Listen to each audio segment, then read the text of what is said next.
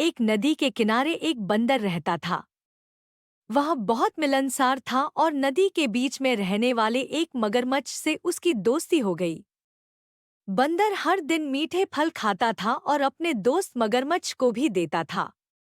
मगरमच्छ को ये फल बहुत पसंद थे।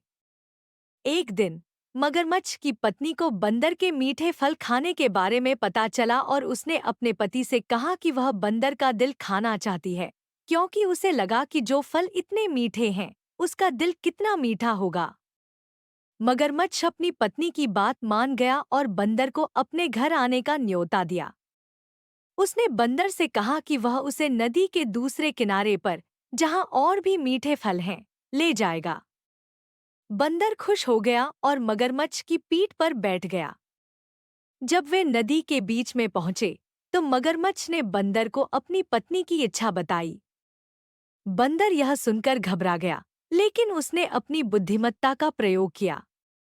उसने मगरमच्छ से कहा, अरे दोस्त, तुमने मुझे पहले क्यों नहीं बताया? मेरा दिल तो पेड़ पर ही रह गया है। हमें वापस जाना होगा ताकि मैं उसे ले आ सकूं। मूर्ख मगरमच्छ ने बंदर की बात मान ली और उसे वापस किनारे ले आया। जैसे ही वे किनारे पर पहुंचे, बंदर तुरंत पेड़ पर कूद गया और मगरमच्छ से कहा, मूर्ख, क्या कोई अपना दिल शरीर से अलग रख सकता है? तुमने मुझे धोखा देने की कोशिश की, लेकिन मैं तुमसे ज्यादा चालाक निकला। मगरमच्छ को अपनी गलती का एहसास हुआ और वह शर्मिंदा होकर चला गया। इस प्रकार बंदर ने अपनी तेज बुद्धि से अपनी जान बचाई और अपनी दोस्ती खो दी। यह कहानी हमें सिखाती है कि बुद्धिमत्ता संकट के समय काम आती है। लालच और धोखाधड़ी का अंत हमेशा बुरा होता है।